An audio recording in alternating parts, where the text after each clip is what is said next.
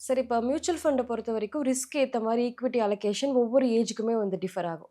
So இப்ப 20ஸ், 30ஸ், 40ஸ், 50ஸ் இப்படி எடுத்துக்கிட்டோம் அப்படின்னா, எந்த ஏஜ்க்கு எந்த ஈக்விட்டி அலோகேஷன் கரெக்ட்டா இருக்கும் சார்? Rightly said.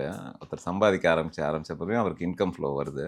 ஸோ இந்த ரிஸ்க்குங்கிறது எப்படின்னா, எப்போல்லாம் சம்பாதிக்க ஆரம்பிச்சு இன்வெஸ்ட்மெண்ட் பண்ணுறாங்களோ, அவங்களோட ஏஜ் பொட்டன்ஷியல் எவ்வளோ வருஷத்துக்கு அவங்க சம்பாதிக்க போகிறாங்க அப்படின்றது. ஒரு 25 வயசு பையன் ஒருத்தன் வேலைக்கு சேர்றான் அப்படின்னா, அவனுக்கு இன்னும் ஏர்னிங் பொட்டன்ஷியல் வந்து குறைஞ்சது நம்ம எல்லாரும் சொல்கிற அந்த 60 வயசு ரிட்டையர்மெண்ட் அப்படின்னா, அவனுக்கு கிட்டத்தட்ட 35 வருஷம் இருக்குது.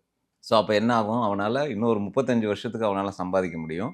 இப்போ தான் அவனோட கேரியர் ஆரம்பிக்கிறான். ஸோ அவன் இப்போ வாங்குற சம்பளத்தோட வருஷா வருஷம் அவன் ஒரு ஜம்ப் அடிக்கிறான், இல்லை கம்பெனியில் ப்ரமோஷன் கிடைக்குது அப்படின்னா அவனோட சம்பளம் அதிகமாயிட்டே இருக்கும். ஸோ அவங்க வந்து அக்ரெசிவாக ரிஸ்க் எடுக்கலாம். ஏன்னா அவங்களோட ஏர்னிங் பொட்டன்ஷியல் அதிகமாக இருக்குது. வேறு எந்த கமிட்மெண்ட்டும் கிடையாது. சிங்கிளாக இருக்க போகிறாரு. ஸோ அப்போ என்ன ஆகும், ஒரு 5 வருஷம், அதாவது ஒரு 23ல ஒரு பையன் வேலைக்கு செய்யறான், 24ல வேலை செய்கிறான்னா அடுத்தது ஒரு 29, 30ல மேரேஜ் நடக்கும். ஸோ அந்த பீரியட் இருக்குல்ல, அந்த பீரியடுக்கு அவனுக்கு வாங்குற சம்பளத்தில் அன்லெஸ் ஆர் அன்டில் அவனுக்கு எந்த கமிட்மெண்ட்டும் இல்லை, ஃபேமிலி கமிட்மெண்ட்லாம் இல்லை அப்படின்னா, அவனோட நீடை பார்த்துக்கிட்டு அவன்கிட்ட கையில் ஒரு பெரிய கார்பஸ் சர்ப்ளஸ் அமௌண்ட் இருக்கும் செலவு பண்ணுறது. ஸோ அப்போ வந்து அவங்க அக்ரெசிவாக இன்வெஸ்ட் பண்ணலாம்.